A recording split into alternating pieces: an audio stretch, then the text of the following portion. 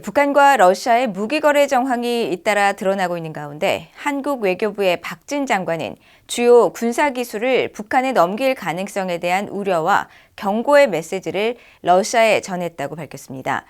중국에는 탈북민 강제 북송에 대한 분명한 반대 입장을 전했다고 밝혔습니다.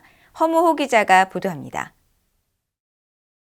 한국 국회 국정종합감사에 출석한 박진 외교부 장관은 북한과 러시아의 무기 거래 등 군사 협력으로 인한 주요 군사 기술의 북한 이전 가능성에 대한 질문을 받았습니다. 박 장관은 러시아 주재 한국 대사관을 통해 러시아 외무부에 그런 일이 벌어질 경우 좌시하지 않겠다는 입장을 전했다고 밝혔습니다. 만약에 러시아가 북한에 미사일 기술이나 여러 가지 무기 기술을 넘겨주면 우리도 좌시하지 않겠다. 보복을 하겠다라는 입장을 알렸습니까? 예, 그런 내용을 밝혔습니다. 박 장관은 그러면서 러시아는 북한과의 군사 협력에 대한 구체적인 내용을 전하지 않았으며 한국 정부는 북한이 요구하는 미사일 기술이나 무기를 건네기로 했는지 러시아에 확인을 요청했다고 말했습니다. 또 무기 거래를 부인하는 북한과 러시아에 반박할 증거로는 백악관이 지난 13일 공개한 위성 사진을 거론하며 한국과 미국이 공조를 통해 지속적으로 추적해왔다고 답변했습니다. 북한에서 러시아로 운송된 무기가 어떤 종류인지 등은 정보 사항이기 때문에 밝힐 수 없다며 무기 거래가 의심되는 여러 정황이 있다는 것으로 이해해 달라고 말했습니다. 박 장관은 이어 탈북민 강제 북송 문제와 관련해서는 중국의 왕이 외교부장에게 분명한 반대 입장을 전달했다고 밝혔습니다. 외교 채널을 통해서 우려를 전달하고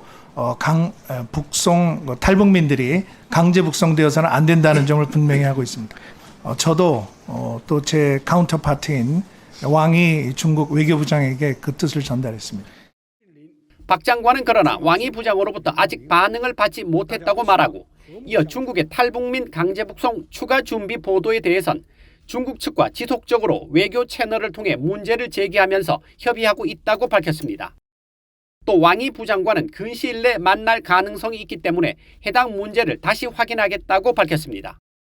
이런 가운데 김영호 통일부 장관도 이날 국회 국정종합감사에 나와 최근 목선을 타고 귀순한 북한 주민들의 주요 탈북 동기는 식량난이라고 밝혔습니다. 북한 정권이 선전하는 내용하고 북한 주민들의 식량난의 아주 어려운 현실은 차이가 있다 이렇게 우리가 봐야 되겠습니다. 그것이 이번에 귀순한 4분의 그런 발언을 통해서 확인되고 있다 이렇게 생각합니다. 김 장관은 이어 전임 문재인 정부 때인 2019년 발생한 탈북 어민 2명에 대한 강제 북송 사건을 거론하면서 당시 북송된 탈북민 2명이 북한 당국에 의해 사형당했다는 전언에 대해 개연성이 있다고 밝혔습니다.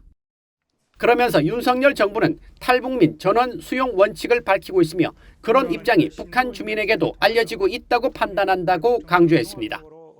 VOA 뉴스 허무호입니다.